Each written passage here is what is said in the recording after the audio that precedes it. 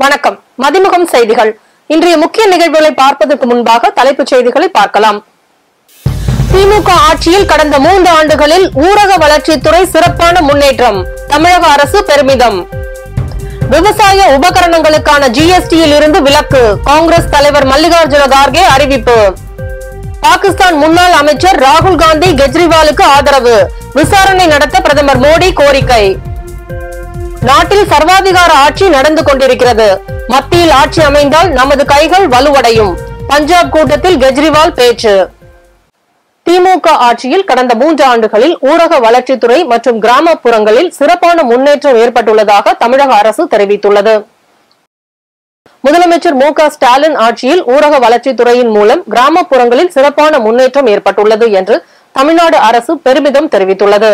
இது தொடர்பாக வெளியிட்டுள்ள செய்திக்குறிப்பில் சுமார் ரூபாய் 1484 கோடியில் 6208 கிலோமீட்டர் நீளமுள்ள ஊரக சாலைகள் மேம்படுத்தப்பட்டு விரிவாக்கப்பட்டுள்ளன என்றும், கடந்த 3 ஆண்டு கால திமுக ஆட்சியில் மட்டும் 2,97,414 வீடுகள் கட்டி முடிக்கப்பட்டு உரியவர்களிடம் ஒப்படைக்கப்பட்டுள்ளன எனவும், கான்கிரீட் மேற்கூரை அமைப்பதற்காக மட்டும் 3 ஆண்டுகளில் மாநில அரசால் ரூபாய் 4035.65 கோடி விடுவிக்கப்பட்டுள்ளன என்றும் தெரிவிக்கப்பட்டுள்ளது. காங்கிரஸ் ஆட்சிக்கு வந்தால் விவசாய உபகரணங்களுக்கான ஜிஎஸ்டியில் இருந்து விலக்கு அளிக்கப்படும் என்று தேசிய காங்கிரஸ் கட்சி தலைவர் மல்லிகார்ஜுன கார்கே தெரிவித்துள்ளார். பஞ்சாப், ஹரியானா விவசாயிகள் ஒன்றிய அரசு நியாயமாக இருக்க வேண்டும் என நினைக்கிறார்கள். விவசாயிகள் அவர்களின் கோரிக்கையை முன்வைத்து டெல்லிக்குள் நுழைந்த போது அவர்களின் மீது மோடி அரசு கண்ணீர் புகை கொண்டு வீசியது. ஆனால் காங்கிரஸ் ஆட்சிக்கு வந்தால் மக்களுக்கு 10 கிலோ தானியங்களை இலவசமாக வழங்கும் என்றும், விவசாய உபகரணங்களுக்கான ஜிஎஸ்டியில் இருந்து விலக்கு அளிக்கப்படும் என்றும் அவர் தெரிவித்தார். பாகிஸ்தான் முன்னாள் அமைச்சர் ஒருவர் ராகுல் காந்தி கெஜ்ரிவாலை புகழ்ந்தது மிக முக்கியமாக கவனிக்கப்பட வேண்டும் என்றும், அது குறித்து விசாரணை நடத்த வேண்டும் என்றும் பிரதமர் மோடி கோரிக்கை விடுத்துள்ளார். நாடாளுமன்ற தேர்தல் பிரச்சாரத்தில் மதவாதம், வகுப்புவாதம், ஜாதி அரசியல், பாகிஸ்தான், சீனா போன்ற விவகாரங்கள் குறித்து ஆளும் கட்சியும் எதிர்க்கட்சியும் ஒருவரை ஒருவர் குற்றம் சாட்டி பிரச்சாரம் மேற்கொண்டு வருகின்றன. இந்நிலையில் பிரதமர் மோடி தனியார் செய்தி நிறுவனத்திற்கு அளித்த பேட்டியில், பாகிஸ்தான் தலைவர் ஒருவர் காங்கிரஸ் முன்னாள் தலைவர் ராகுல் காந்தி டெல்லி முதல்வர் அரவிந்த் கெஜ்ரிவாலை ஆதரித்து பேசுகிறார், ஏன் ஒரு சிலருக்கு மட்டும் அங்கிருந்து ஆதரவு குரல்கள் வருகின்றன, இவ்விஷயத்தில் விசாரணை தேவைப்படுகிறது, இது மிகவும் தீவிரமான விஷயமாகும், எனக்கு இருக்கும் பிரதமர் என்ற பதவியின் காரணமாக இந்த பிரச்சனை குறித்து மேலும் கருத்து தெரிவிக்க வேண்டாம் என்று நினைக்கிறேன். ஆனால் இப்பிரச்சனையில் இருக்கும் கவலைகளை என்னால் புரிந்து கொள்ள முடிகிறது. மேலும் அவர் இந்திய தேர்தல் ஜனநாயக முறைப்படி நடக்கிறது என்றும், இந்திய வாக்காளர்கள் வெளியிலிருந்து வரும் கருத்துக்களை பார்த்து வாக்களிப்பவர்கள் அல்ல என்றும் கூறினார். முன்னதாக டெல்லி முதல்வர் அரவிந்த் கெஜ்ரிவாலுக்கு உச்சநீதிமன்றம் இடைக்கால ஜாமீன் வழங்கியதை பாகிஸ்தான் முன்னாள் அமைச்சர் சௌத்ரி பவாத் வரவேற்றார். மேலும் மோடி மற்றொரு போரில் தோற்றார், மிதவாத இந்தியாவுக்கு இது நல்ல செய்தி என்று பாராட்டினார். அதற்கு முன்னதாக பாகிஸ்தான் முன்னாள் அமைச்சர் வெளியிட்ட வீடியோ பதிவில் நேரு போன்ற சோசியலிஸ்ட் தலைவராக ராகுல் காந்தி பணியாற்றுகிறார் என்று குறிப்பிட்டிருந்தார் என்பது குறிப்பிடத்தக்கது. பஞ்சாப் மாநிலம் லூதியானாவில் நடந்த பிரச்சார பொதுக்கூட்டத்தில் பேசிய ஆம் ஆத்மி கட்சி ஒருங்கிணைப்பாளரும் டெல்லி முதல்வருமான அரவிந்த் கெஜ்ரிவால் பாஜகவுக்கு ஆதரவாக ஒரு ஓட்டு கூட விழக்கூடாது என கூறியுள்ளார். ஆம் ஆத்மி அரசு ஆட்சிக்கு வந்தவுடன் நாங்கள் அளித்த வாக்குறுதிகளை எல்லாம் நிறைவேற்றினோம், நாங்கள் மின்சாரத்தை இலவசமாக்கினோம் என்று பேசியுள்ளார். ஆம் ஆத்மி ஆளும் மாநிலங்களில் மட்டுமே இலவச மின்சாரம் வழங்கப்படுகிறது, மத்தியில் ஆட்சி அமைந்தால் நமது கைகள் வலுவடையும் என்றும், ஆம் ஆத்மி கட்சியை 13 லோக்சபா தொகுதிகளிலும் வெற்றி பெற செய்ய வேண்டும் எனவும் பிரச்சாரம் மேற்கொண்டார். அது மட்டுமில்லாமல் ஜூன் 4ஆம் தேதிக்கு பிறகு பஞ்சாப் அரசு ஒழிக்கப்படும் என்றும், பஞ்சாப் முதல்வரை பதவியில் இருந்து நீக்குவோம் என்றும் அமித்ஷா மிரட்டியுள்ளார். மேலும் நாட்டில் சர்வாதிகார ஆட்சி நடந்து கொண்டிருக்கிறது, இந்த சர்வாதிகார ஆட்சியை துரத்தி அடிப்போம் என சூளுரை ஏற்போம் என்றும், ஒரு ஓட்டு கூட பாஜகவுக்கு ஆதரவாக விழக்கூடாது என்றும் அவர் பேசினார். ஹிமாச்சல பிரதேசத்தில் பேரழிவு ஏற்பட்ட போது ஒன்றிய அரசு 1 ரூபாய் கூட நிதியுதவி வழங்கவில்லை என காங்கிரஸ் பொதுச் செயலாளர் பிரியங்கா குற்றம் சாட்டியுள்ளார். ஹிமாச்சல் பிரதேசம் ஹமீர்பூரில் நடந்த தேர்தல் பேரணியில் பிரியங்கா காந்தி கலந்து கொண்டு பாஜகவை கடுமையாக விமர்சித்தார். டெல்லியில் உள்ள ஹோட்டல்களில் பெரிய தொழில் அதிபர்களை சந்திப்பதில் அவர் ஆர்வம் காட்டி வரும் ஹமீர்பூர் தொகுதி எம்பி மக்களை சந்திக்க வருவாரா என்றும், ஏன் பிரதமர் மோடி கூட தனது தொகுதியான வாரணாசியில் மக்களை சந்திக்க செல்வதில்லை என்றும் பேசினார். வாரணாசியில் பிரதமர் மோடி எந்த கிராமத்திற்கும் சென்றதில்லை, பாஜகவின் அரசியல் சித்தாந்தம் முற்றிலும் மாறுபட்டது, நான் எங்கு சென்றாலும் மக்கள் என்னை சந்திக்க ஆர்வம் காட்டி வருகின்றனர். ஹிமாச்சலில் காங்கிரஸ் கட்சியின் அனைத்து தலைவர்களும் மக்களுக்காக சேவை செய்துள்ளனர். ஹிமாச்சல பிரதேசத்தில் பேரழிவு ஏற்பட்டு நூற்றுக்கணக்கான மக்கள் வீடுகளை இழந்தபோது ஒன்றிய அரசு ₹1 கூட நிதியுதவி வழங்கவில்லை. பேரழிவின் போது ஒரு பாஜக தலைவர் கூட நேரில் வந்து மக்களை பார்க்கவில்லை. காங்கிரஸ் அரசு அனைத்து செலவுகளையும் ஏற்று மக்களுக்கு நிவாரணம் வழங்கியது. நாங்கள் மக்களின் வாழ்க்கையை மேம்படுத்த முயன்ற போது பிரதமர் மோடி, அமித்ஷா உள்ளிட்டோர் எங்கள் ஆட்சியை வீழ்த்துவதில் மும்முரமாக இருந்தனர் என்று பேசினார். வருகின்ற ஆகஸ்ட் 24, 25 பழனியில் இந்த ஆண்டு அனைத்துலக முத்தமிழ் முருகன் மாநாட்டை இந்து சமய அறநிலையத்துறை நடத்துகிறது. அனைத்துலக முத்தமிழ் முருகன் மாநாடு வரும் ஆகஸ்ட் 24, 25 பழனியில் நடைபெறும் என்றும் இந்த மாநாட்டு நிகழ்வுகளில் பங்கேற்கவும் ஆய்வு கட்டுரை சமர்ப்பிக்கவும் தனி இணையதளம் துவங்கப்பட்டுள்ளது. அதன்படி www.முத்தமிழ்முருகன்மாநாடு 2024 என்ற இணையதளத்தில் கட்டுரைகளை பதிவு செய்யலாம். உலக நாடுகளில் திருமுருக வழிபாடு சிறப்பாக நடைபெறுகிறது. India, Ilangai, Malaysia, Myanmar, Singapore, Australia, Mauritius, England, America, Switzerland, New Zealand, தென்னாப்பிரிக்கா, கனடா, இந்தோனேஷியா போன்ற நாடுகளில் தனித்துவம் பெற்ற வழிபாடாக சிறந்து விளங்குகிறது. ஆகவே உலக முருகர் பக்தர்களையும் சிந்தனையாளர்களையும் ஒருங்கிணைத்து தமிழ்நாடு இந்து சமய அறநிலையத்துறை இம்மாநாட்டுக்கு ஏற்பாடு செய்துள்ளது. மாநாட்டை சிறப்பாக நடத்த 20 பேர் அடங்கிய ஒருங்கிணைப்பு குழு அமைக்க முடிவு செய்யப்பட்டுள்ளது. அதன்படி குழு அமைக்கும்படி அறநிலையத்துறை ஆணையர் அரசுக்கு செயற்குறிப்பு அனுப்பினார். அதனை பரிசீலனை செய்த அரசு இந்து சமய அறநிலையத்துறை அமைச்சர் சேகர் பாபு தலைமையில் 20 பேர் அடங்கிய ஒருங்கிணைப்பு குழுவை நியமித்துள்ளது. துறை செயலர், துணை தலைவராகவும் ஆணையர் செயலராகவும் நியமிக்கப்பட்டுள்ளனர். பொது விநியோக திட்ட குடும்ப அட்டைதாரர்கள் மே மாதத்திற்கான பாமாயில் மற்றும் துவரம் பருப்பு ஜூன் மாதம் முதல் வாரம் வரை பெற்றுக்கொள்ளலாம் என தமிழ்நாடு அரசு அறிவித்துள்ளது. தமிழ்நாடு அரசு சிறப்பு விநியோக திட்டத்தின் வாயிலாக 2.23 கோடி குடும்ப அட்டைதாரர்களுக்கு மாதந்தோறும் தலா 1 கிலோ துவரம் பருப்பு ₹30க்கும் 1 லிட்டர் பாமாயில் ₹25க்கும் மானிய விலையில் வழங்கி வருகிறது. பாராளுமன்ற தேர்தல் நடத்தை விதிகள் காரணமாக பாமாயில் மற்றும் துவரம் பருப்புக்கான ஒப்பந்த புள்ளிகள் மீதான முடிவுகள் மேற்கொண்டு அப்பண்டங்களை கொள்முதல் செய்வதில் காலதாமதம் நேரிட்டது. குடும்ப அட்டைதாரர்களுக்கு மே மாத ஒதுக்கீட்டினை இம்மாத இறுதிக்குள் வழங்கிட அனைத்து நடவடிக்கைகளும் மேற்கொள்ளப்பட்டு வருகிறது. இருப்பினும் மே மாதத்தில் பருப்பு மற்றும் பாமாயில் பெற முடியாதவர்கள் வசதிக்காக ஜூன் மாதம் முதல் வாரம் வரை நியாய விலை கடைகளில் துவரம்பருப்பு மற்றும் பாமாயில் பெற்றுக்கொள்ள தேவையான அனைத்து ஏற்பாடுகளும் மேற்கொள்ளும்படி மாவட்ட வழங்கல் அலுவலர்கள் அறிவுறுத்தப்பட்டுள்ளனர்.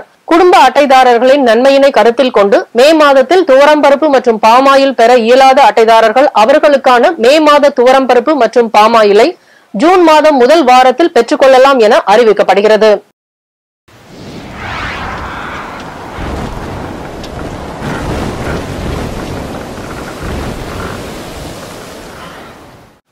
தமிழ்நாட்டில் கடும் வெயில் வாட்டி வரும் நிலையில் அடுத்த 5 நாட்கள் வெயில் தொடரும் என வானிலை ஆய்வு மையம் தெரிவித்துள்ளது. வங்கக்கடலில் உருவான புயல் மற்றும் வெப்ப சலனம் காரணமாக தமிழ்நாட்டில் கடந்த சில நாட்களாக பரவலாக மழை பெய்து வந்தது. தற்போது புயல் மேற்கு வங்கத்தில் கரையை கடந்த நிலையில் தமிழகத்தில் வட மாவட்டங்களில் வெப்பம் அதிகரித்து வருகிறது. நேற்று தமிழ்நாடு மற்றும் புதுச்சேரியில் 10 இடங்களில் வெயில் சதம் அடித்துள்ளது. அதிகமாக சென்னை மீனம்பாக்கம் மற்றும் நுங்கம்பாக்கத்தில் தலா 106 டிகிரி ஃபாரன்ஹீட் வெயில் பதிவாகியுள்ளது. இந்நிலையில் வரும் ஜூன் 2ஆம் தேதி வரை தமிழகம் மற்றும் புதுச்சேரியில் இதே நிலை நீடிக்கும் என்றும் 2 முதல் 3 டிகிரி வரை வெப்பம் அதிகரிக்கும் என்றும் வானிலை ஆய்வு மையம் தெரிவித்துள்ளது. மயிலாடுதுறை அருகே மன்னம்பந்தலில் கலைஞர் நூலகத்தை திமுக மாவட்ட செயலாளர் நிவேதா முருகன் எம்எல்ஏ திறந்து வைத்தார். மயிலாடுதுறை மாவட்டம் மன்னம்பந்தல் ஊராட்சியில் கலைஞர் நூற்றாண்டு பிறந்த நாள் விழாவை முன்னிட்டு திமுக இளைஞர் அணி சார்பில் கலைஞர் நூலகம் திறப்பு விழா மாவட்ட இளைஞர் அணி அமைப்பாளர் மருது தலைமையில் நடைபெற்றது. இந்நூலகத்தில் டாக்டர் கலைஞரின் காலத்தால் அழியாத காவியங்களான நெஞ்சுக்கு நீதி, குறள் ஓவியம், கலைஞரின் கடிதங்கள் உள்ளிட்ட ஏராளமான புத்தகங்கள் இடம்பெற்றுள்ளன. இந்த நூலகத்தை திமுக மாவட்ட செயலாளர் நிவேதா எம் முருகன், திமுக இளைஞர் அணி மாநில துணை செயலாளர் இளையராஜா ஆகியோர் பொதுமக்கள் பயன்பாட்டுக்காக திறந்து வைத்தனர். அதனைத் தொடர்ந்து பல்லவராயன்பேட்டை நரிக்குறவர் குடியிருப்பில் வசிக்கும் நரிக்குறவர் சமுதாய மாணவர்கள் 10 மற்றும் 12ஆம் வகுப்பு பொதுத் தேர்வில் தேர்ச்சி அடைந்த 9 பேருக்கு பாராட்டு தெரிவிக்கும் விதமாக அவர்களுக்கு ஊக்கத்தொகையும் வழங்கப்பட்டது. புதுச்சேரியில் பொதுமக்களுக்கு மின்சாரம் விநியோகிக்காமல் தொழிற்சாலைகளுக்கு மட்டும் விநியோகம் செய்வதாக மாநில காங்கிரஸ் கட்சி தலைவர் வைத்திலிங்கம் குற்றம் சாட்டியுள்ளார். புதுச்சேரியில் அறிவிக்கப்படாத மின்வெட்டால் பொதுமக்கள் பெரும் சிரமத்திற்கு ஆளாகியுள்ளனர். மேலும் தொழிற்சாலைக்கு மட்டும் மின்சாரம் விநியோகிப்பதாகவும் இதுகுறித்து மின்சார வாரியத்தில் புகார் அளித்தும் நடவடிக்கை மேற்கொள்ளாமல் ஆட்சியாளர்கள் அலட்சியம் காட்டுவதாக மாநில காங்கிரஸ் கட்சி தலைவர் வைத்திலிங்கம் குற்றச்சாட்டு அளித்துள்ளார். பின்னர் இதுகுறித்து செய்தியாளர்களை சந்தித்து பேசிய அவர், புதுச்சேரியில் 10 மற்றும் 12ஆம் வகுப்பு முடித்த மாணவர்கள் சான்றிதழ் பெற வருவாய்த்துறைக்கு வரும் மாணவர்கள் மிகவும் சிரமத்திற்கு ஆளாவதால் சான்றிதழ் வழங்கும் நாளை ஜூன் 10ஆம் தேதி வரை நீட்டிக்க வேண்டும் என கேட்டுக்கொண்டார். மேலும் புதுச்சேரியில் போதைப் பொருட்கள் விற்பனை தொடர்வதால் அதனை விற்பனை செய்யும் வியாபாரிகள் மீது தக்க நடவடிக்கை எடுக்க வலியுறுத்தி கோரிக்கை விடுத்துள்ளார். உலக பட்டினி தினத்தை முன்னிட்டு தமிழகத்தின் பல்வேறு மாவட்டங்களில் தமிழக வெற்றிக் கழகம் சார்பில் பொதுமக்களுக்கு அன்னதானம் வழங்கப்பட்டது. தமிழக வெற்றிக் கழகத்தின் தலைவர் நடிகர் விஜய் அறிவுறுத்தலின்படி பட்டினியில்லா உலகத்தை ஏற்படுத்த வேண்டும், அதேபோன்று அனைவருக்கும் உணவு கிடைத்திட வேண்டும் என்பதை வலியுறுத்தி இன்று தமிழ்நாடு முழுவதும் அனைத்து சட்டமன்ற தொகுதிகளிலும் பொதுமக்களுக்கு மாபெரும் அன்னதானம் வழங்கப்பட்டது. இதனை ராணிப்பேட்டை மற்றும் ஆற்காடு ஆகிய 2 சட்டமன்ற தொகுதிகளில் மாவட்ட தலைவர் பூக்கடை மோகன் துவக்கி வைத்தார். அதேபோல் தருமபுரி மாவட்டத்தில் தமிழக வெற்றிக் கழக இளைஞர் அணி சார்பில் தருமபுரி அரசு மருத்துவக் கல்லூரி மருத்துவமனை முன்பாக 500 ஏழை எளியோருக்கு குடிநீர் பாட்டிலுடன் கூடிய மதிய உணவு வழங்கப்பட்டது. இதனை மாவட்ட தலைவர் தாபா சிவா உள்ளிட்ட பல இளைஞர்கள் மற்றும் நிர்வாகிகள் கலந்து கொண்டனர். CITU பட்டாசு தீப்பெட்டி தொழிலாளர் சங்கத்தினர் விருதுநகர் மாவட்ட ஆட்சியர் அலுவலக வளாகம் முன் ஆர்ப்பாட்டத்தில் ஈடுபட்டனர். விருதுநகர் பட்டாசு ஆலையில் அடிக்கடி விபத்து ஏற்பட்டு உயிர் சேதம் அதிகரிப்பதால் மாவட்ட நிர்வாகம் சார்பில் விதி மீறல்களில் ஈடுபடும் ஆலைகளை பூட்டி சீல் வைத்து உரிமத்தை தற்காலிகமாக ரத்து செய்து வருகின்றனர். இதனால் 1 லட்சத்திற்கும் மேற்பட்ட தொழிலாளர்கள் ஊதியமின்றி தவித்து வருவதாகவும் இதனை அடுத்து CITU பட்டாசு தீப்பெட்டி தொழிலாளர்கள் உரிய நிவாரணம் வழங்க கோரி மாவட்ட ஆட்சியர் அலுவலகம் முன்பு ஆர்ப்பாட்டத்தில் ஈடுபட்டனர். மேலும் இந்த கோரிக்கையை வலியுறுத்தி மாவட்ட ஆட்சியரிடம் மனு அளித்துள்ளனர். பல்வேறு மாவட்டங்களில் நடைபெற்ற நிகழ்வுகளை களத்தில் மதிமுகம் பகுதியில் பார்க்கலாம்.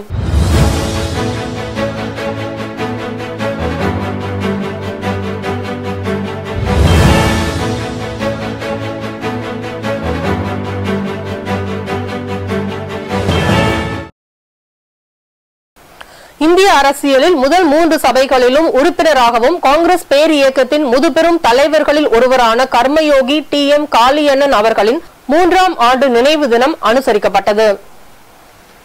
இதில் தமிழ்நாடு காங்கிரஸ் கமிட்டியின் மாவட்ட தலைவர் சித்திக் மற்றும் கட்சி நிர்வாகிகள் கலந்து கொண்டு அவரது திருவுருவப் படத்திற்கு மாலை அணிவித்து மலர்கள் தூவி மலரஞ்சலி செலுத்தினர். அவர்களை தொடர்ந்து பொதுமக்களும் அஞ்சலி செலுத்தினார்கள்.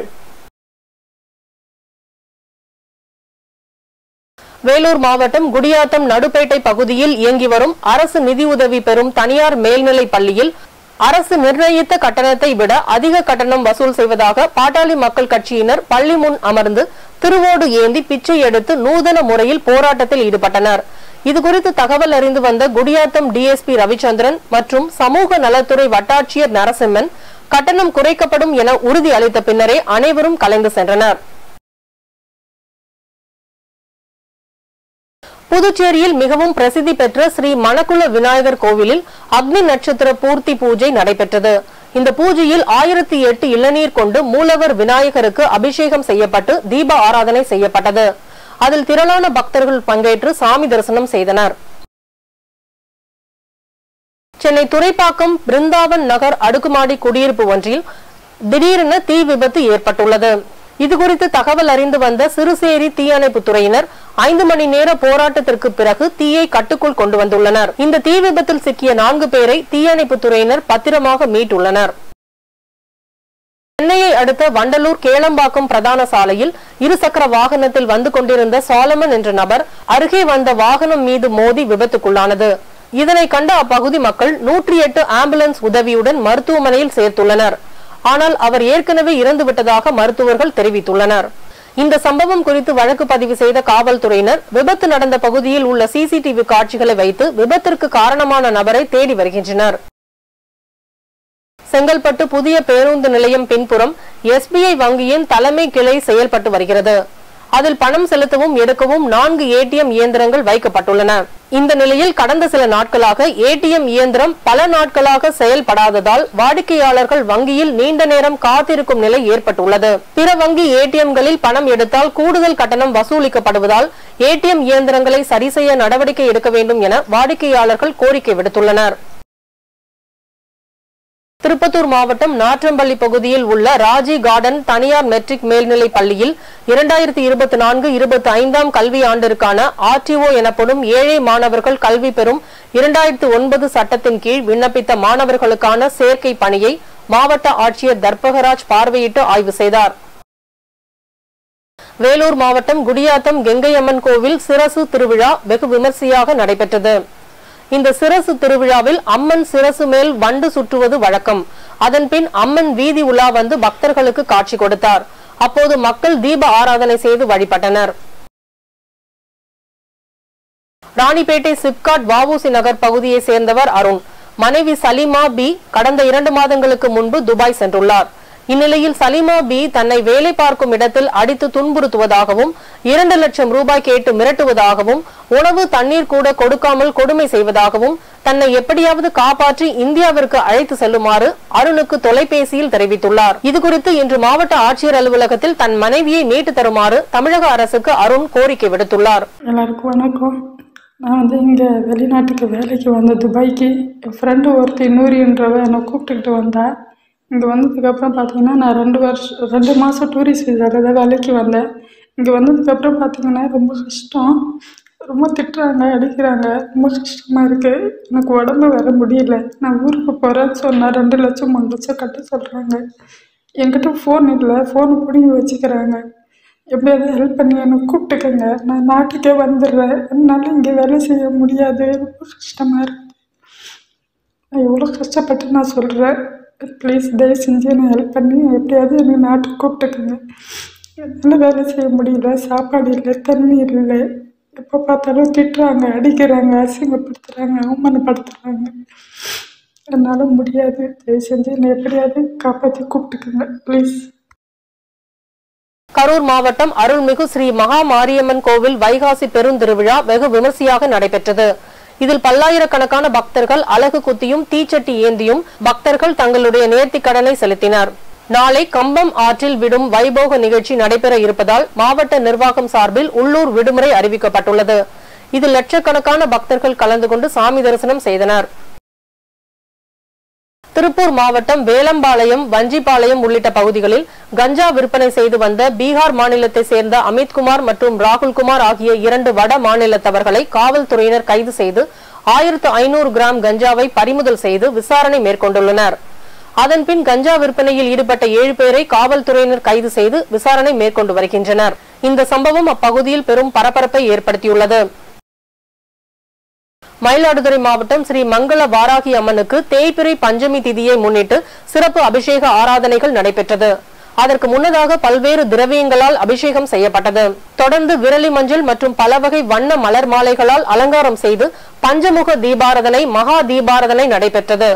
இதில் திரளான பக்தர்கள் கலந்து கொண்டு வாராகி அம்மனின் ஸ்லோகங்களை கூறியும் வாழை இலையில் அரிசி வைத்து தேங்காய் மூடியில் நெய் விளக்கு தீபம் ஏற்றி வழிபட்டனர்.